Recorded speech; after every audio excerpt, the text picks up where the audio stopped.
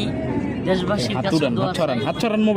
ডাক্তাররা খুবই আন্তরিকভাবে ট্রিটমেন্ট দিচ্ছেন এবং ওনারা অনেকেই দেশের গুরুত্বপূর্ণ ডাক্তারগণ সার্বক্ষণিক চেষ্টা করতেছেন, কিন্তু আসলে যে কাজ থেকে আমরা দেখেছি গুলি করা হয়েছে, অবস্থা তো সিরিয়াস। বাকি আল্লাহর কাছে দোয়া করা ছাড়া এখন আমাদের তো কোনো পথ খোলা নেই। আর যদি কোনো আধিপত্যবাদী শক্তি হাদি ভাইয়ের উপর টার্গেট করে থাকে, তাহলে টার্গেট তো শুধু হাদি ভাই না, আমরা যারা আপোষহীনভাবে কথা বলে যাচ্ছি, আন্দোলনের সংগ্রামে যুক্ত হচ্ছি, হাসনাত আবদুল্লাহ ভাই সহ আরও যারা আছে, আমি মনে করি আমরা কেউই এদের টার্গেট কিলিং থেকে মুক্ত না।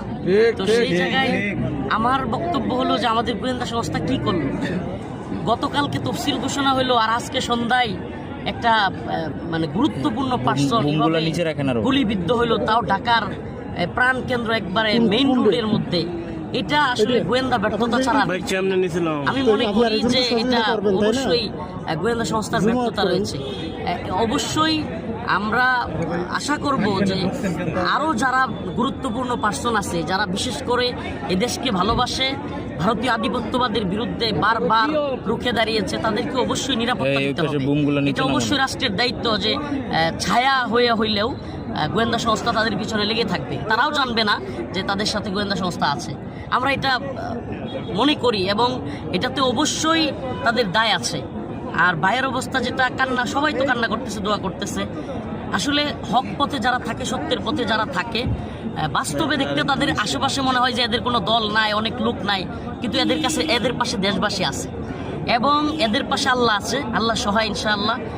আর হাদি ভাইয়ের জন্য দোয়া চাই। হয়তো ওনাকে আবার কেয়ারও নেওয়া হবে, আমি নিজে দেখে আসছি ভিতর থেকে, প্রস্তুতি চলছে, হয়তো আবার কেয়ারের দিকে নেওয়া হবে।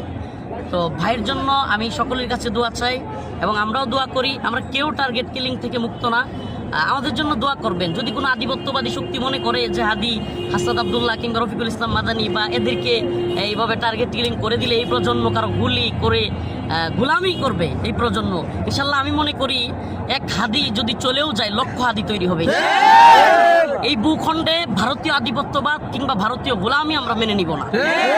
একটু হত্যা করা হইতে পারে, আমাদেরকে শহীদ করে দেওয়া হইতে পারে, ইনশাআল্লাহ এক হাদি থেকে আরেক হাদির জন্ম হবে। ইনশাআল্লাহ এই ভূখণ্ডে আমরা কারো গোলামি মানব না। সবার কাছে দোয়া চাই। আসলে এখানে ব্রিফ করার মতো, ভিড় করার মতো আমাদের পরিস্থিতি নাই। আমরা যত ফ্রি করে দিব এটাই ভালো হবে।